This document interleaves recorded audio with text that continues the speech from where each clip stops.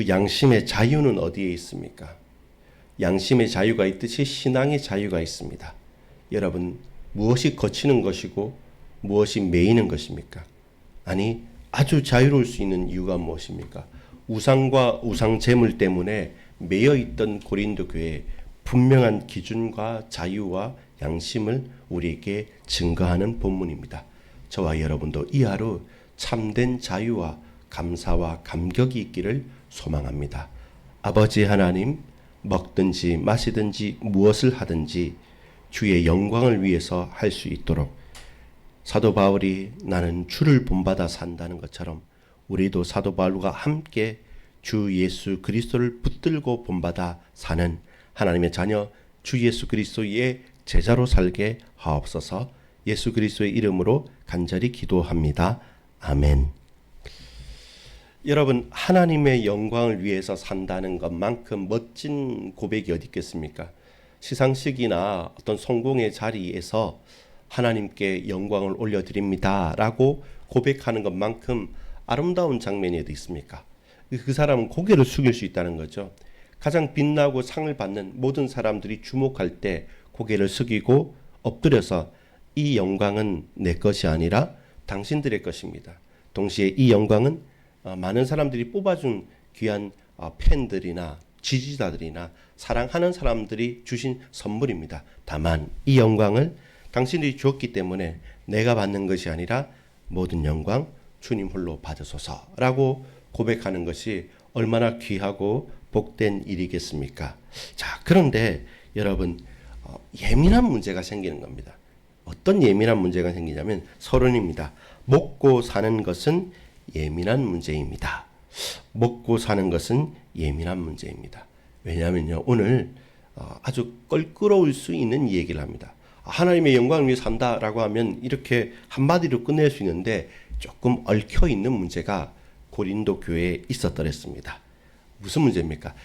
고린도 교회 성도 중에서 물론 이방에서 돌아온 사람들도 많았고 그리고 유대교 출신의 히브리 사람들도 있었습니다. 그 중에 유력자들, 강한 사람들이 좀 있었습니다. 근데 이 강한 사람들은 하나님의 말씀, 율법과 사도들의 가르침보다 편의에 의해서 생활한 것이 생각보다도 많았거든요.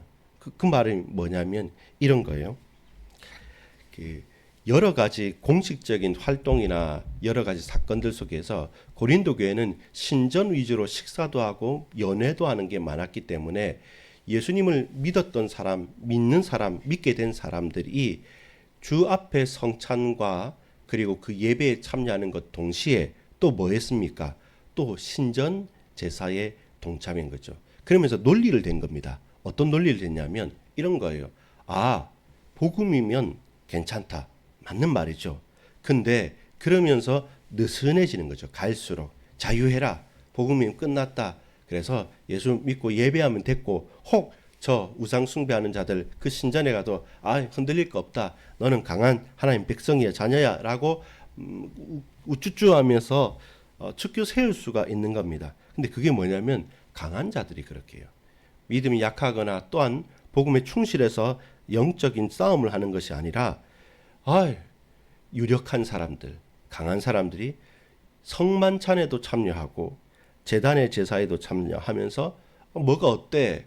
나 복음 깨달았는데 라고 할 때 어떻습니까? 반대로 연약한 자, 믿음이 약한 자는 그래?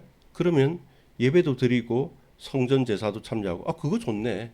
마치 이 다른 종교 활동도 하고 교회도 다니고 뭐 다신론처럼 이렇게 생각한단 말입니다. 그러니까 그것을 경계하는 것입니다. 무엇입니까?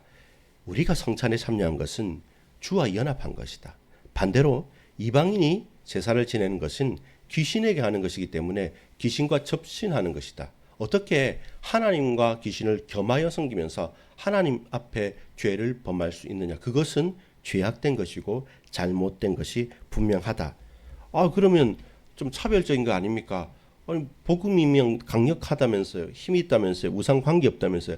그래. 근데 그것은 강한 너희들이 핑계를 대어서 하나님과 우상을 동시에 섬기겠다. 과연 그렇다면 본문의 22절에 보면 그러면 우리가 주를 노여워하시게 하겠느냐? 우리가 주보다 강한 자냐? 네가 주보다 강하고 주를 노엽게 할 만큼 네가 주관자가 돼서 이랬다 저랬다 선택하는 거냐? 그럴 수 없다는 것입니다. 절대로 겸하여 섬길 수 없으니까 정신 바짝 차리란 겁니다. 순간순간 우상 숭배에 넘어질 수 있다는 것을 말씀하는 겁니다. 이 이제 과정 가운데 양심의 자유, 공동체의 유익, 책임과 권한에 대한 이야기들이 이제 계속 나오게 되는 것입니다. 첫 번째입니다. 이 서론을 받아서 좀 더 구체적으로 하자면 첫 번째입니다. 성만찬이냐 우상 숭배냐, 식탁에 대한 이야기입니다. 우리는 이 식탁이 성만찬, 주의 십자가와 부활을 기념하는 성만찬이냐, 아니면 우상 숭배하는 우상의 제단 그에 드려진 제물이냐라는 겁니다. 식탁의 문제죠. 왜 그렇습니까? 17절에 보면 우리는 다 한 떡에 참여한 사람이라고 말합니다. 17절 보면 이렇게 말합니다. 떡이 하나요 많은 우리가 한 몸이니 이는 우리가 다 한 떡에 참여하냐.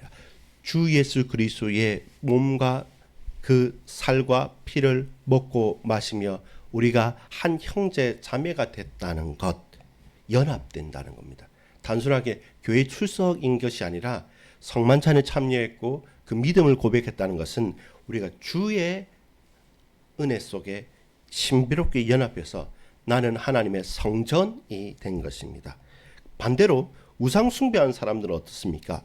20절에 보니까 이렇게 말합니다. 무릇 이방인이 제사하는 것은 귀신에게 하는 것이요 하나님께 제사하는 것이 아니니 나는 너희가 귀신과 교제하는 자 되기를 원하지 아니하노라.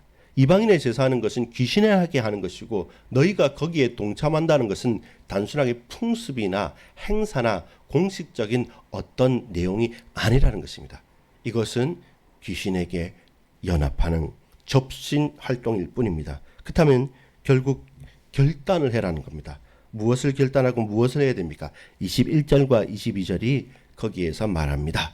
너희가 주의 잔과 귀신의 잔을 겸하여 마시지 못하고 주의 식탁과 귀신의 식탁을 겸하여 참여하지 못하리라. 그러면 우리가 주를 노여워하시게 하겠느냐? 우리가 주보다 강한 자냐? 주의 강한 손에 우리가 심판을 받고 기준을 붙들고 본다면 우리가 이쪽 저쪽 양다리를 걸치면서 어떤 때는 우상 숭배의 식탁에 참여하고 어떤 때는 주의 피 흘리심과 부활이라고 하는 그 구속의 성만찬에 왔다 갔다 하는 것이 과연 옳으냐? 결단코 그럴 수 없다라는 것이죠. 이렇게 자신의 유익대로 고린도 교회에 연약한 사람들이 아닙니다. 잘 몰라서 처음 믿어서 헷갈리는 사람들이 아니라 오래 믿고 혹은 영향력을 가졌던 자들이, 강한 자들이 이렇게 교묘하게 자신의 유익을 위해서 활용하고 있었기 때문에 그것은 우상 숭배다. 그것은 하나님을 노엽게 하는 것이고 과연 네가 판단할 만큼 하나님보다 강하냐라고 반문하게 만드는 것입니다. 여러분, 우리는 어떻게 살고 있습니까? 교묘하게 또 신앙생활을 많이 했기 때문에 혹은 영향력이 있기 때문에 여러분 마음대로 뜻대로 하고 있습니까? 우상 숭배입니다. 거기서 돌이키십시오. 아무리 대단하고 힘 있어 보여도 아닌 것은 아닌 거라고 우리가 고백할 수 있어야 됩니다. 두 번째입니다. 두 번째는 그렇다면 저기 우상 근처도 가지 말고 우리는 우상의 우자도 나오고 동그라미도 나와도 피해야 되냐라고 벌벌 떨냐 아니면 그런 건 또 아니에요. 그게 뭐냐면 식탁의 문제였죠. 근데 음식이 중요한 것은 아니라는 겁니다. 두 번째입니다. 식사냐 음식이냐 시험이냐 갈등이라는 겁니다. 이제 식사 가지고 음식 가지고 갈등하지 말라는 겁니다. 식사냐 시험이냐. 첫 번째 것이 성만찬이냐 우상 숭배냐는 것처럼 두 번째는 음식 식사하는 겁니까? 아니면 갈등 시험 당하는 겁니까? 이 두 가지의 이제 고민이 나오죠. 뭐냐면 25절에 양심의 문제를 말하고 있습니다. 25절 읽어보면 이렇습니다. 무릇 시장에서 파는 것은 양심을 위하여 묻지 말고 먹으라. 26절에 보면 이는 땅과 자기 충만한 것이 주의 것임이라. 무슨 말입니까? 이 땅에 피조물 중에 하나님께서 하나님의 은혜 가운데 창조의 역사 가운데 나오지 않는 게 과연 뭐가 있냐? 우리가 창조할 수 있냐? 그렇지 않지 않느냐? 하나님께서 만드시고 지으신 것이기 때문에 시장에 음식 팔면 그 양심을 묻지 말고 먹어라. 그럼 문제될 거 없다. 왜냐하면 천지 만물이 하나님의 부르심과 하나님의 운행하신 가운데 있기 때문에 그렇다는 겁니다. 그냥 먹으라는 거죠. 근데 문제는 뭐냐면 그냥 먹을 수 있는 자유가 있어요. 양심이 있어요. 근데 문제가 뭐냐면 27절에 이런 경우가 있어요. 볼게요. 불신자 중 누가 너희를 청할 때 너희가 가고자 하거든 너희 앞에 차려놓은 것은 무엇이든지 양심을 위하여 묻지 말고 먹으라는 겁니다. 자유가 있다는 것입니다. 거기에 매일 이유가 없다는 겁니다. 그게 하나님의 자녀의 여러분 힘입니다. 우리는 이사 갈 때 날짜를 뭐 받거나 아니면 무슨 몇 번은 재수가 없거나 아니면 어떤 미신 세상의 풍습 절대로 갈 필요가 없거든요. 예를 들어 보면 창세기나 여러분 우리가 매일 쓰는 월화수목금토일도 전부 다 원력과 그리고 그것도 뭡니까? 하나하나의 신화적인 겁니다. 근데 성경은 뭐라고 하냐면 첫째 날, 둘째 날, 셋째 날, 넷째 날, 다섯째 날이래요. 거기에 의미를 부여하지 않습니다. 의미 자체를 부여하기를 거부하는 겁니다. 그만큼 성경은 아주 자유에 대한 분명한 사실에 대한 내용이 있습니다. 그렇게 우리는 자유롭게 살 수 있습니다. 다만 이 양심의 문제가 뭘로 연결되냐면 유익으로 연결되는 겁니다. 자, 그 말은 뭐냐면 28절에 보면 이렇습니다. 같이 한번 읽어볼까요? 누가 너희에게 이것이 재물이라 말하거든 알게 한 자와 그 양심을 위하여 먹지 말라. 그 전까지는 양심을 위하여 먹으라 묻지 말라 했는데 반대로 뭡니까? 뭐가 유익되냐는 겁니다. 다시 말합니다. 진정한 자유와 진정한 자유의 원칙이 뭐냐면 첫 번째가 모든 것이 여기 우리 본문에 보면 23절에 보면 모든 것이 가하나 모든 것이 유익한 것이 아니요 모든 것이 가하나 모든 것이 덕을 세우는 것이 아니냐 이렇게 말하는 가하다 할 수 있다라는 그 원칙이 뭐냐면 첫 번째가 유익되는 겁니다. 이 말을 듣는 그들에게 유익하다면 가능한 것입니다. 내가 다 가능하고 할 수 있다고 내 마음대로 하는 게 아니라 이것을 함으로 듣는 그들에게 유익되냐는 겁니다. 불유익이다. 유익되지 않는다. 그러면 할 수 있어도 하지 말라는 겁니다. 또 하나가 뭐냐면 가하다의 두 번째 원칙은 뭐냐면 자유의 두 번째 원칙은 뭐냐면 세운다는 겁니다. 덕을 세우는 것. 이 일을 행함으로 말미암아 교회가 교회되고 가정이 화목해지고 개인이 힘을 얻게 되어지는 하나님 자녀의 축복을 누리게 되는 것처럼 개인이 세워지고 가정과 어머니 현장이 덕 있게 세워지는 겁니다. 그렇다면 가능하다는 겁니다. 그러면 뭘 못하겠냐는 겁니다. 상대에게 우리에게 유익하고 그들이 든든히 세워지고 현장이 살아난다고 한다면 우리가 무슨 못할 게 있냐는 겁니다. 더 열심히 해야겠죠. 하기 싫어도 해야 되겠죠. 근데 할 수 있어도 유익하지 않고 덕을 세우는 것이 아니면 내가 할 수 있는 권한이 있어도 하지 말라는 겁니다. 그것이 자유입니다. 그것이 자유입니다. 그래서 나의 자유는 어디에 있습니까? 따라합시다. 나의 자유는 너의 유익을 위해 쓴다. 예, 그렇죠. 그게 진정한 자유자입니다. 누가 뭐라 해도 나는 내 마음대로 한다. 그게 자유가 아닙니다. 나의 자유는 당신의 유익 때문에 사용하는 것이고 당신에게 유익되지 않거나 이 땅에 이 현장에 이 조직에 세우는 덕이 되지 않는다면 나는 자유롭지만 자유를 스스로 제한하겠습니다. 라고 말합니다. 결론을 맺습니다. 여러분 모든 것이 가합니다. 그러나 그렇다고 유익되지 않고 덕스럽지도 않은 그것을 할 수 있다고 하겠습니까? 아니요. 그때는 그치는 것입니다. 그것이 진정한 자유요 또한 양심입니다. 그렇다면 우리는 뭘 위해 해야 됩니까? 여러분 결국 나도 다른 타인도 우리도 모두 다 유익되는 길이 뭡니까? 하나님의 영광을 위해 사는 것. 거기에서 핵심이 나오는 거죠. 우상 숭배를 해야 된다 말아야 된다. 절을 해야 된다 말아야 된다. 아니면 뭐 이 음식을 먹어야 된다 말아야 된다. 실천적인 문제입니다. 그리고 잘 따져봐야 됩니다. 다만 이 일과 이 행동을 통해서 나에게도 너에게도 우리 모두에게 유익이 되고 또한 참된 덕이 된다면 가능하죠.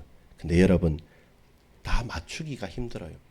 그래서 우리가 기준으로 해야 될 것은 이게 유익됩니까? 이렇게 물어보는 것이 아니라 하나님의 영광이라면 그 앞에 우리가 무릎 꿇을 수 있는 겁니다. 그리하여 먹든지 마시든지 무엇을 하든지 하나님의 영광을 위해서 살 때 나에게도 너에게도 우리에게도 유익이 되며 우리의 몸된 교회와 가정과 현장을 세워가는 자, 그렇게 사도 바울처럼 주 예수 그리스도를 본받아 살아가는 자 다 되기를 소망합니다. 아버지 하나님 감사합니다. 우리 모든 반석의 권속들과 동역자들이 주 예수 그리스도를 본받아 살아가면서 사람의 유익과 그리고 현장의 덕됨을 위해서 오로지 하나님의 영광을 위해 살아갈 때 나도 너도 우리 모두가 참된 유익과 감사와 기쁨을 누릴 수 있을 줄 믿사옵나니 오늘 걸어가는 걸음과 사건과 일들과 만나는 가운데 하나님의 영광을 위해 살게 하옵소서.